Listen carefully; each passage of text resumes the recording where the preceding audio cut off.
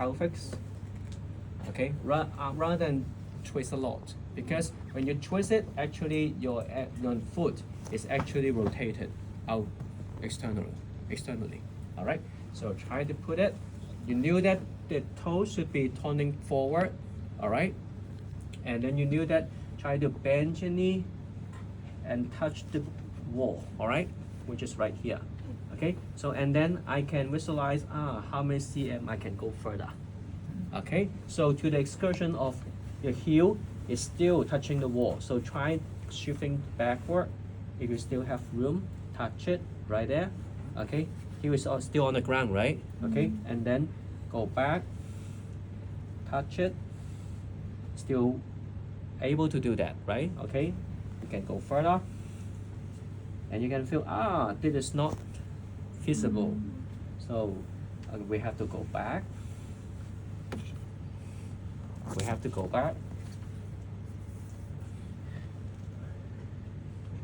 Okay, a bit more. So this is the kind of threshold. Okay, 臨界點, 臨界點. Okay, so fine. So then you can record how many cm right there. All right. Okay, and then another side exactly the same. Okay, so this is doing what? Doing for the dorsiflexion range, okay, in terms of cm, okay, but dorsiflexion range in case of cm for 班长跟它可能不一样。Why？ 什么长度？脚的长度，对。Okay, so in case 班长说的哪个动作 ，OK 是11 ，OK， 它都有11，其实它是比较 flexible， 对吗？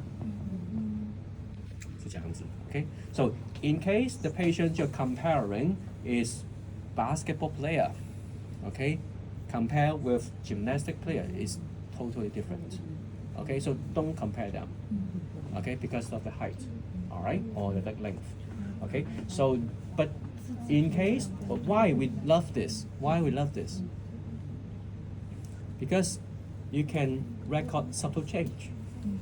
Subtle change, that means if you record how many angle or degree is the deficit, usually just say 5 degree, 10 degree, yes, okay, subtle. Okay, the change of 1 to 2 degree cannot be visualized that easy.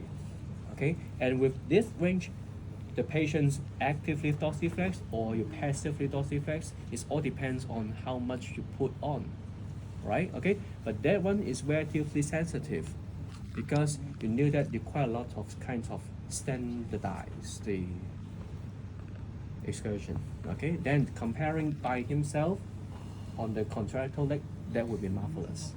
Okay, so this is assessing the ankle joint, but also what? Assessing the flexibility of Achilles tendon and also gastrocnemius, soleus. Okay, but how to do that in the gastrocnemius? Soleus, yes, because it's a short plantar flexor, right? The extended position. Okay, so when you do the shoes off. Okay. So when you do the gastrocnemius, why not? You can still do that. Okay, but keep the knee extended. Again, you can still record the knee toe to wall distance. Okay, but in a standardized way. Okay, so what is standardized way is like this. To both feet. All right. Standardized ways, that means if you are measuring, if you have do you have measuring tapes in here? Okay. So I'm using the cm. Okay, if I have a measure tape, that would be nicer. All right. So Am I measuring the, okay, this one? Okay, so if I'm measuring on the back leg, okay, the leg on the back, okay, so right here, I try to standardize the position first, okay, which is I try to make it like the toe on the corner of the wall, right, okay, and then the knee is touching right here. So I try to standardize it, okay. Otherwise, if she is shifting the weight like this, there's no point. Go back. Yes, there's no point. All right, okay, because I'm take caring of this and this distance, right? So anything I shift back is true, is false. Okay, so you have to make it like standardizing your front leg, okay, and then shift your back, the leg on the back, further. Okay, so you knew that further, then we'll find the toes point out. Okay, because usually the medial side is relatively tighter. Okay, and then you try to fix it. Okay, and then you try to control it like this. Okay, keep the toes point forward. And one more thing is she's doing well, so that actually your pelvic is not twist. A lot of tricks there, right? Okay, so you try to maintain it so that you can measure the distance. Okay, and then it's actually accounting the full plantar flexion with your knee extended. So then it is the kind of flexibility on the gas shortness. All right, okay, good. All right, strength. So for the kind of range, foot deformity or the rigidity of the foot, okay, and then how good is your calf raise? Studied it. Once everything's perfectly organized, I'll start working on my thesis. So if you are doing the assessment on your own, okay, like I'm doing like right here, I do the plantar flexion assessment, okay, so resist me. Oh, sorry, I cannot do that, okay, because I'm not that strong enough, right, okay, so I'm not a dynamometry, I'm not a dynamometer, so I cannot record it, unless you got the kinds of dynamometer, okay, which are counting the force right here, which is nice, okay, but if you don't have those equipment in your hand, this is the way you can do, all right?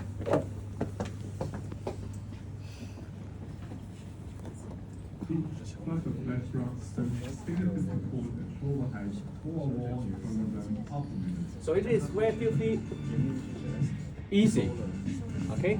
But you can still quantify it, okay? How many reps you can do, okay? For handsome and strong guy, you can feel, oh, I'm burning out, okay? So you know how many repetitions you can do. Okay, but you knew that how many repetitions is all depends on how serious you're doing it. All right. So that means if you want to make it standardized, you must make sure that it is high enough. If it's not going high enough, it tricks you. All right. So you have to double check on it.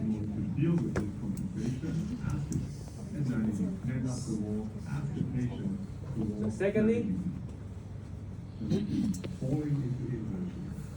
ankle will fall into inversion. Okay, so those are the tricks. So you try to ask the patients to get relatively more neutral. Patients sometimes will bend the knee and do the tricks. Patients sometimes will do it too quickly, too fast, and just drop down.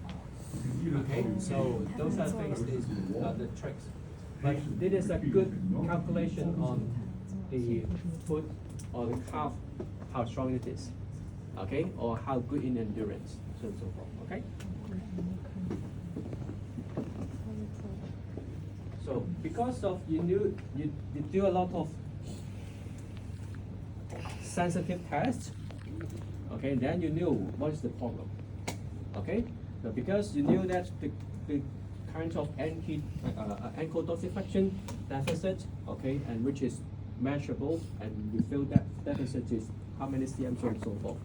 Instruct the exercises specifically, then you can gain the range. So that's why I'm saying the exercise or description is easy, because you got the very sensitive assessment, right?